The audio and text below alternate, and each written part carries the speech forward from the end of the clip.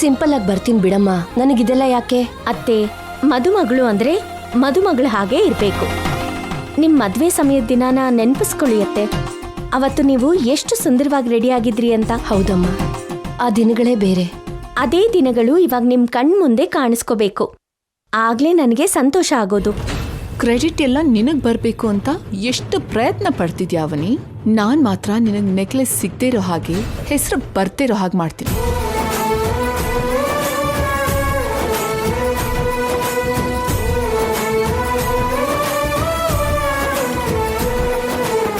ಸುಮ್ನೆ ಹೇಳ್ತಾ ಇದೀನಿ ಅಂತ ಅನ್ಕೊಳ್ಬೇಡಿ. ನಿಮ್ಮಂದದ್ ಮುಂದೆ ನಾವ್ ಯಾರು ಸರಿಸಾಟಿ ಅಲ್ಲ ಅಂದ್ರೆ ನಂಬಿ. ಈ ನಿಹಾರಿಕಾ ಬೇರೆ ಅವನಿಗಿಂತ ಜಾಸ್ತಿ ಹೆಸರು ಬರ್ಬೇಕು ಅಂತ ಅತ್ತೆನ ತುಂಬಾ ಹೊಗಳ್ತಾನೆ ಇದ್ದಾಳೆ. ಏನಕ್ಕ, ನಾನ್ ಹೇಳಿದ್ದು ನಿಜನಾ ಅಲ್ವಾ? ಆಹಾ, ನಿಜಾನೇ ನಿಹಾರಿಕಾ, ನೀನ್ ಯಾವಾಗ್ಲೂ ನಿಜಾನೇ ಮಾತಾಡ್ತೀಯ. ಈಗೇನ್ ನೋಡ್ತಿದ್ದೀರಾ? ಒಂದ್ ಟೈಮಲ್ಲಿ ನಮ್ಮಮ್ಮ ಹೀರೋಯಿನ್ ತರ ಇದ್ಲು. ಸಾಕು ನಿಲ್ಸಿ. ಅಯ್ಯೋ, ನೀವ್ ನಾಚಿಕೆ ಪಟ್ಕೋಬೇಡಿ, ನನಗ್ ಸತ್ತೋಗೋಣ ಅನ್ಸ್ತಿದೆ.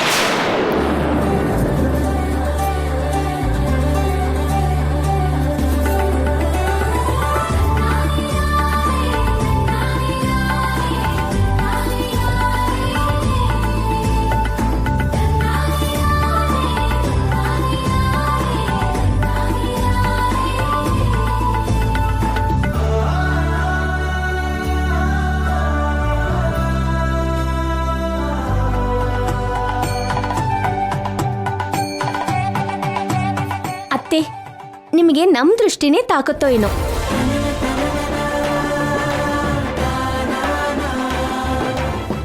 ಅಲ್ಲಿ ಮದುಮಗನ ಅಲಂಕಾರ ಎಲ್ಲಿವರೆಗೂ ಬಂತೋ ಏನೋ. ಅಬ್ಬಬ್ಬಬ್ಬಬ್ಬಾ, ಇನ್ ಸಾಕೋ ಕೃಷ್ಣ. ಆಗೋಯ್ತು ಅಪ್ಪ. ಫೈನಲ್ ಟಚ್ಗೆ ಒಂದ್ ಚಿಕ್ಕ ರಿಂಗ್ ಇಟ್ಬಿಟ್ರೆ ಸೂಪರ್ ಆಗಿರುತ್ತೆ. ಒಂದ್ ನಿಮಿಷ ಹಾಗಿರು.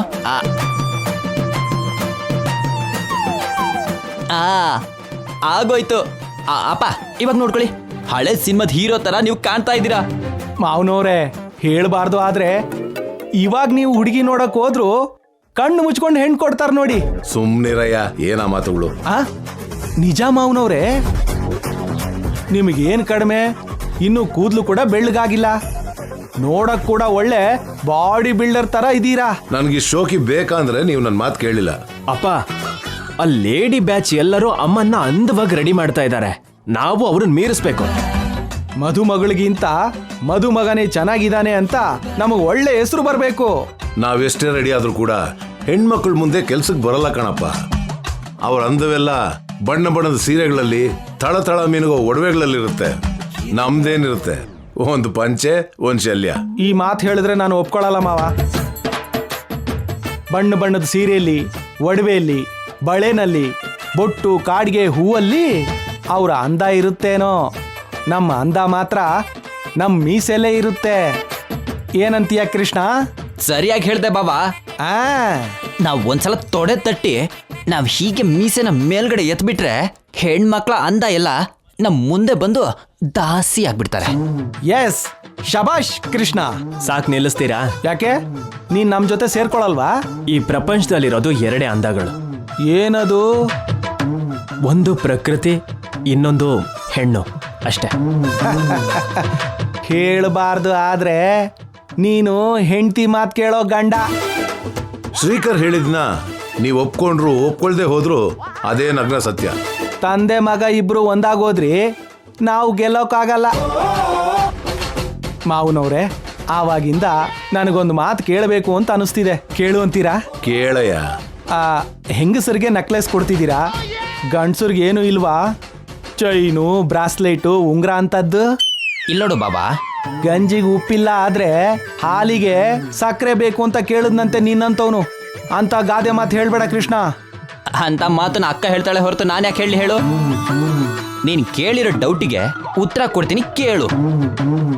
ಅಪ್ಪ ಅಮ್ಮನ ಷಷ್ಠಿ ಪೂರ್ತಿ ಸಂದರ್ಭದಲ್ಲಿ ಹೆಣ್ಮಕ್ಳಿಗೆ ಮಾತ್ರ ಅಲ್ಲ, ಗಂಡ್ಸಾಗಿರೋ ನಮಗೂ ಕೂಡ ಏನೋ ಒಂದು ಖಂಡಿತವಾಗ್ಲೂ ಇರುತ್ತೆ.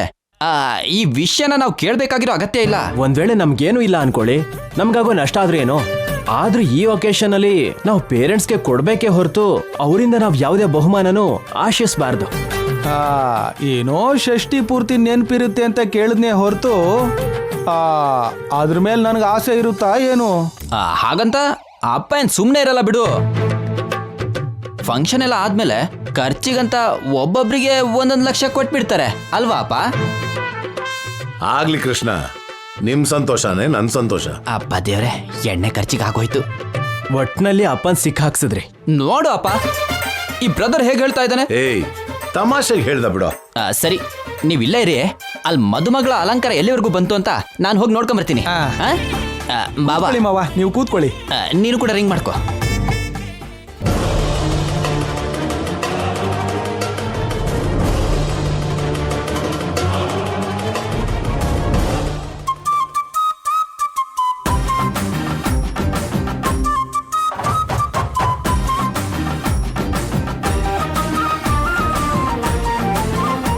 ನನ್ನ ಬಂಗಾರ ಯಾವಾಗ ನೋಡಿದ್ರು ನನ್ನ ಕಣ್ಣಿಗೆ ಅಂದವಾಗಿ ಚಿಕ್ಕೊಡೋ ಹಾಗೆ ಕಾಣಿಸ್ತಿರ್ತಾಳೆ. ನನ್ನ ಮನ್ಸನ್ನೇ ಸರ್ವನಾಶ ಮಾಡ್ತಾ ಇದ್ದಾಳೆ. ಹೇಗೂ ಒಂಟಿಯಾಗಿ ಸಿಕ್ಕಿದ್ದಾಳೆ, ಗಟ್ಟಿಯಾಗಿ ತಪ್ಕೊಂಡು ಮುದ್ದು ಮಾಡಿಬಿಡ್ಬೇಕು.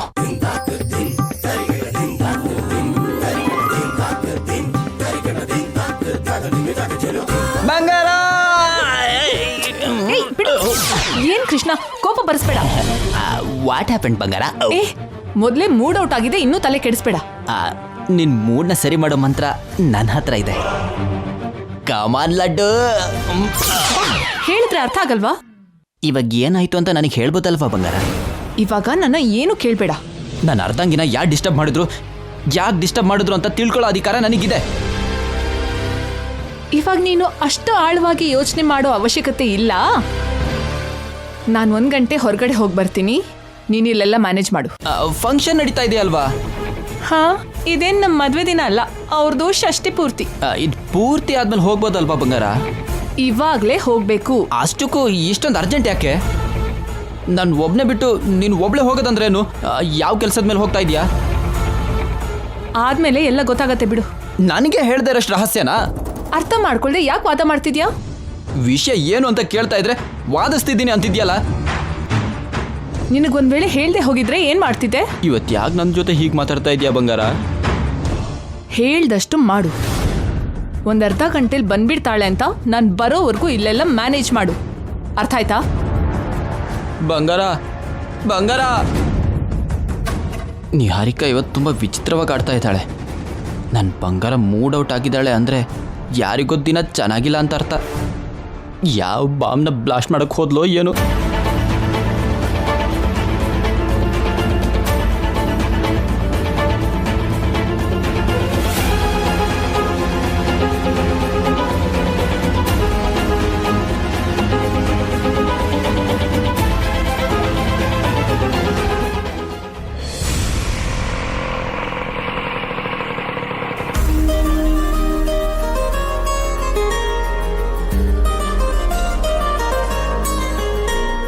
ಸುಜಾತ, ಬಂದೆ ರೀ.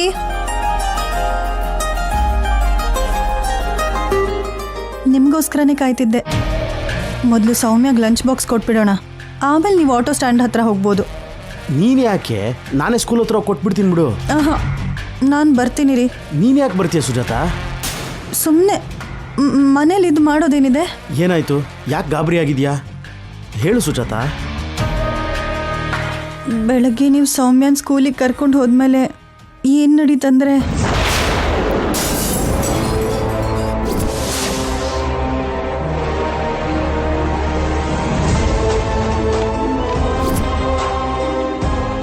ಆವಾಗಿಂದ ನನ್ನ ಮನ್ಸಿಗೆ ತುಂಬ ಭಯ ಆಗ್ತಿದೆ ರೀ. ಏಯ್, ಗಾಳಿಗೆ ಬಿದ್ದಿರುತ್ತಷ್ಟೇ, ಭಯ ಪಡಬೇಡ. ಬೆಳಗ್ಗೆ ಸೌಮ್ಯ ಕೂಡ ಸ್ವಲ್ಪ ಭಯದಲ್ಲೇ ಹೋದ್ಲು ರೀ. ಅದಕ್ಕೆ ನನಗೆ ಸೌಮ್ಯ ನೋಡಬೇಕು ಅನ್ನಿಸ್ತಿದೆ. ಮಗುಗೆ ಏನೂ ಆಗಲ್ಲ, ನೀನು ಟೆನ್ಷನ್ ಮಾಡ್ಕೋಬೇಡ. ಸರಿ ಬಾ ಹೋಗೋಣ. ಹಾಂ, ನಡೀರಿ.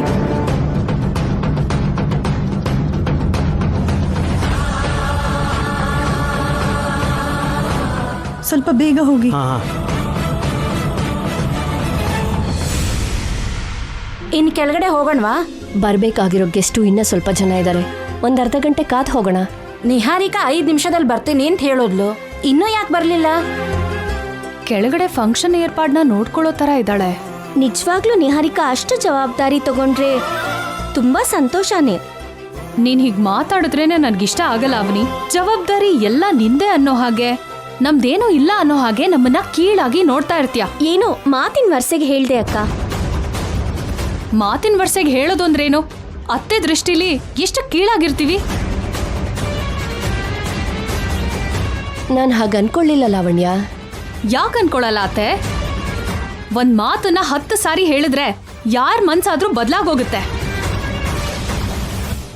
ಅವನಿ ಅಂಥವ್ರ ಮಾತುಗಳು ತುಂಬಾ ಸಿಹಿಯಾಗಿರುತ್ತೆ, ಬೇಗ ನಂಬ್ಕೊಂಡ್ಬಿಡ್ತೀರ. ಅದು ಮಾತ್ರ ನಿಜ.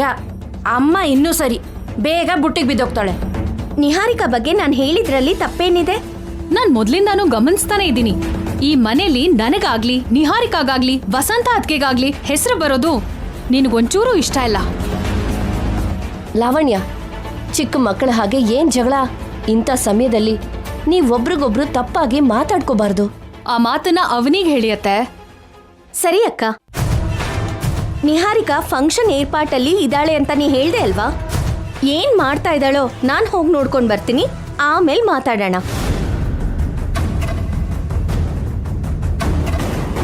ಯಾವಾಗ ನೋಡಿದ್ರು ಯಾರೋ ಒಬ್ರನ್ನ ಬಲಿ ಮಾಡ್ಬೇಕು ಅಂತಾನೆ ಕಾಯ್ತಿರ್ತಾಳೆ. ಅವಳ ಉದ್ದೇಶ ಬೇರೆ, ನೀವ್ ಅಪಾರ್ಥ ಮಾಡ್ಕೋಬೇಡಿ. ನೀವ್ ಹೀಗೆ ಸಪೋರ್ಟ್ ಮಾಡ್ಬೇಡಿ ಅತ್ತೆ.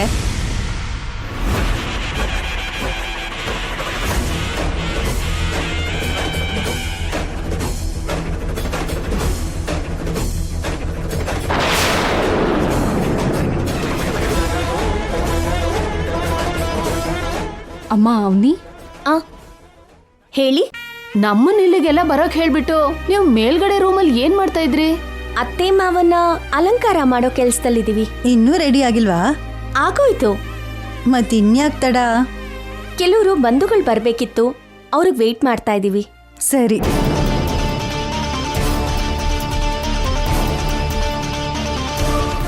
ಯಾರನ್ನ ಹುಡುಕ್ತಿದ್ಯಾ? ನಮ್ ನಿಹಾರಿಕಾನ. ಕೆಳಗಡೆ ಬರ್ಲಿಲ್ವಲ್ಲ? ಇಲ್ಲಿಗ್ ಬಂದು ಏರ್ಪಾಟ್ ನೋಡ್ಕೊಂತಿದ್ದಾಳೇನೋ ಅಂತ ಅನ್ಕೊಂಡ್ವಿ. ನಮಗಂತೂ ಕಾಣಿಸ್ಲಿಲ್ಲಪ್ಪ. ಸರಿ ಬಿಡಿ, ನಾನು ಈಗ್ಲೇ ಬರ್ತೀನಿ. ಸರಿನಮ್ಮ.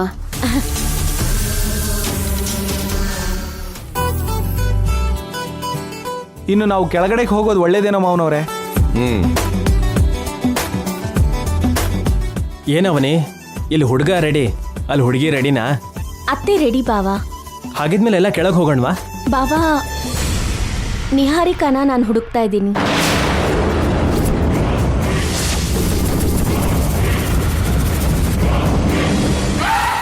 ಮನೆ ಎಲ್ಲ ನೋಡಿದ್ಯಾ? ನೋಡ್ಕೊಂಡೇ ಬಂದೆ. ಈ ಸಮಯದಲ್ಲಿ ಮನೆಯಲ್ಲಿಲ್ಲದೆ ಎಲ್ಲಿಗೂ ಹೋಗ್ತಾಳಮ್ಮ?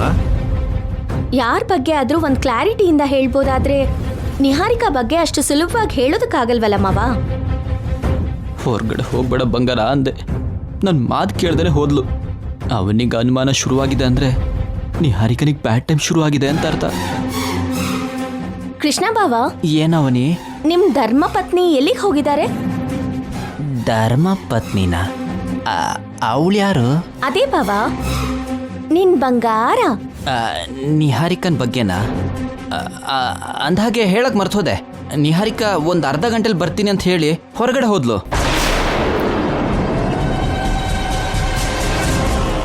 ಮನೇಲಿ ಫಂಕ್ಷನ್ ಇಟ್ಕೊಂಡು ಈ ಸಮಯದಲ್ಲಿ ಎಲ್ಲಿಗೆ ಹೋದ್ಲಪ್ಪ? ಆದ್ರೂ ನೀನ್ ಯಾಕೆ ಹೊರಗಡೆ ಕಳಿಸ್ದೆ? ಸರಿ, ಯಾಕೆ ಹೋದ್ಲು? ನಿಮ್ ಬಂಗಾರ ಯಾವಾಗ ಎಲ್ಲಿಗೆ ಹೋದ್ರು ನೀನ್ ಬಾಲದ ಹಾಗೆ ಹೋಗ್ತೀಯ ಅಲ್ವಾ ಬಾವ? ಬೇಗ ಬರ್ತೀನಿ ಅಂತ ಹೇಳಿದ್ಲೆ ಹೊರತು ಎಲ್ಲಿಗೆ, ಯಾಕೆ, ಏನು ಅನ್ನೋದನ್ನ ಹೇಳಲಿಲ್ಲ ಅವನಿ. ಯಾರೋ ಫ್ರೆಂಡ್ನ ಮೀಟ್ ಆಗಕ್ಕೆ ಹೋಗಿರ್ತಾಳೆ. ಯಾಕೆ ಬಾವ ಸುಳ್ಳು ಹೇಳ್ತಿದ್ಯಾ? ನಾನೇನು ಸುಳ್ಳು ಹೇಳಿದೆ? ನಿಹಾರಿಕಾ ಎಲ್ಲಿಗೆ ಹೋಗ್ತಾಳೋ ನಿಂಗೆ ಹೇಳ್ದೇನೆ ಹೋಗಿರ್ತಾಳ ಹೇಳು? ಹೇಳಬಾರ್ದು, ಆದ್ರೆ ಇದನ್ನು ಮಾತ್ರ ನನಗೆ ನಂಬಬೇಕು ಅನ್ನಿಸ್ತಿಲ್ಲ ಕೃಷ್ಣ. ನೀನು ಸ್ವಲ್ಪ ಸುಮ್ಮನಿರಪ್ಪ ಸ್ವಾಮಿ, ನಾನು ನಿಜಾನೇ ಹೇಳ್ತಾ ಇದ್ದೀನಿ. ಯಾರ ಹತ್ರನೂ ಹೇಳ್ದೆ ಅಷ್ಟು ರಹಸ್ಯವಾಗಿ ಎಲ್ಲಿಗೆ ಹೋಗಿರ್ತಾಳೆ? ಅವನಿ ಪೊಲೀಸರಾಗೆ ಪ್ರಶ್ನೆ ಕೇಳೋದಕ್ಕೆ ಶುರು ಮಾಡಿದ್ಲು ಅಂದ್ರೆ ಕಳ್ಳಿ ಈಸಿಯಾಗಿ ಸಿಕ್ಕಾಕೋತಾಳೆ. ಎಲ್ಲಿಗೆ ಹೋಗಿದ್ಯಾ ಬಂಗಾರ?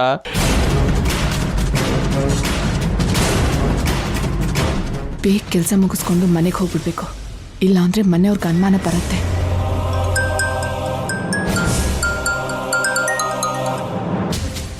ಹಲೋ ರೀ, ಸ್ವಲ್ಪ ಬೇಗ ಬೇಗ ಹೋಗ್ರಿ.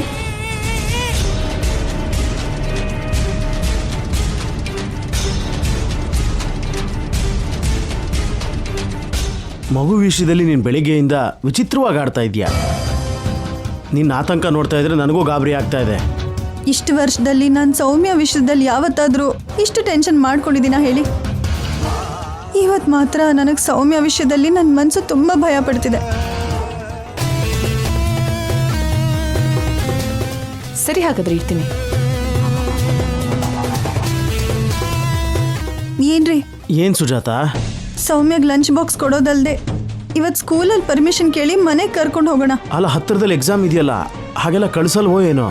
ನಾನು ಏನೋ ಒಂದು ಹೇಳ್ಕೊತೀನಿ ರೀ. ಸರಿ, ನೀನಿಷ್ಟ. ಸೌಮ್ಯನ ಮನೆಗೆ ಕರ್ಕೊಂಡು ಹೋಗಲಿಲ್ಲ ಅಂದರೆ ನೀನು ನೆಮ್ಮದಿಯಾಗಿ ಮನೇಲಿ ಇರೋದಕ್ಕಾಗಲ್ಲ ಅನ್ನೋದು ನನಗೆ ಅರ್ಥ ಆಯಿತು. ಹಾಗೆ ಮಾಡೋಣ ಬಿಡು. ನಾನು ಮನೇಲಿ ಇಲ್ದಿರೋ ವಿಷಯ ಅವನಿಗೆ ಗೊತ್ತಾಯ್ತು ಅಂದರೆ ನನ್ನ ಬಗ್ಗೆ ಪ್ರಶ್ನೆ ಮಾಡೋದಕ್ಕೆ ಶುರು ಮಾಡಿಬಿಡ್ತಾಳೆ. ಬೇಗ ಮನೆಗೆ ಹೋಗಬೇಕು.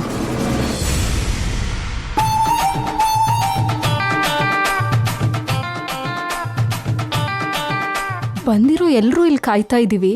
ಇವರೆಲ್ಲರೂ ಮೇಲೆ ಏನ್ ಮಾಡ್ತಿದ್ದಾರೆ? ಈ ಫಂಕ್ಷನ್ ಮುಗಿಸ್ಕೊಂಡು ಬೇರೆ ಕಡೆ ಹೋಗ್ಬೇಕು. ಯಾವಾಗ ಮುಗಿಯುತ್ತೋ ಏನೋ. ಈ ಮನೇಲಿ ಏನು ನಡೀತಿದೆ? ಅದೇ ಅರ್ಥ ಆಗ್ತಿಲ್ಲ.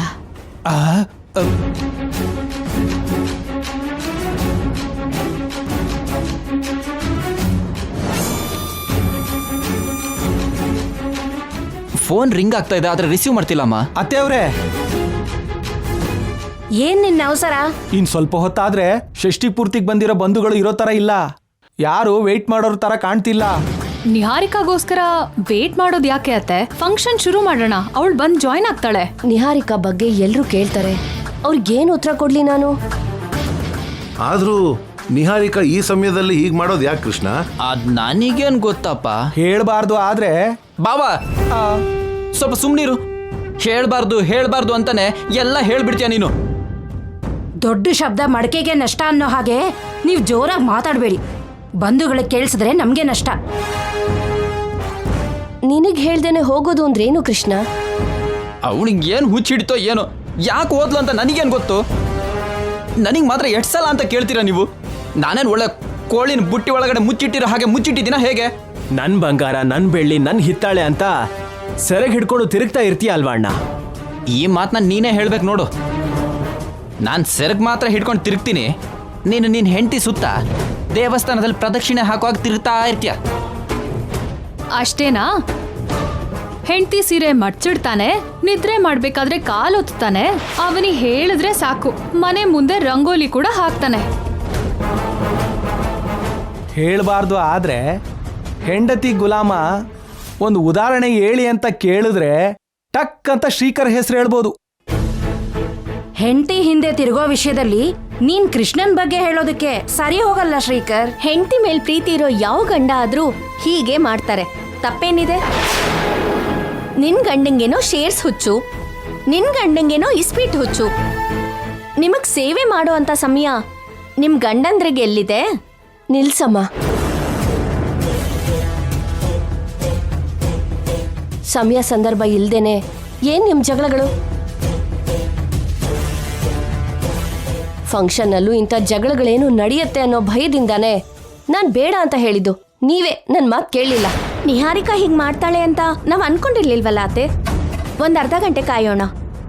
ಬರ್ಲಿಲ್ಲ ಅಂದ್ರೆ ಅವಾಗ ಏನ್ ಮಾಡ್ಬೇಕು ಯೋಚನೆ ಮಾಡೋಣ.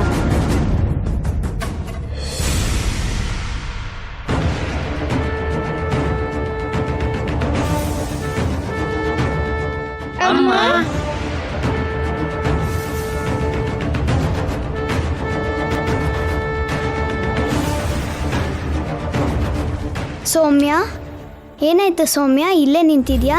ಅಪ್ಪ ಅಮ್ಮಂಗೋಸ್ಕರ. ಯಾಕೆ ಇವತ್ತು ಪೇರೆಂಟ್ಸ್ ಮೀಟಿಂಗ್ ಇಲ್ವಲ್ಲ? ಅಮ್ಮ ಬೆಳಗ್ಗೆನೆ ಅಡುಗೆ ಮಾಡಿಲ್ಲ, ಲಂಚ್ ಬಾಕ್ಸ್ ತಂದ್ಕೊಡ್ತೀನಿ ಅಂದಿದ್ರು, ಅದಕ್ಕೆ ಕಾಯ್ತಾ ಇದ್ದೀನಿ. ಟೀಚರ್ ಹತ್ರ ಫೋನ್ ಇಸ್ಕೊಂಡು ಮಮ್ಮಿ ಡ್ಯಾಡಿಗೆ ಬರಬೇಡ ಅಂತ ಹೇಳು. ಇವತ್ತು ನನ್ನ ಲಂಚನ್ನೇ ಶೇರ್ ಮಾಡ್ಕೊಳ್ಳೋಣ. ಪರವಾಗಿಲ್ಲ ಬಿಡು, ನಾನು ವೆಯ್ಟ್ ಮಾಡ್ತೀನಿ. ಅಮ್ಮ ಖಂಡಿತವಾಗ್ಲೂ ಬರ್ತಾಳೆ, ನೀನು ಹೋಗು. ಸರಿ ಹಾಗಾದ್ರೆ.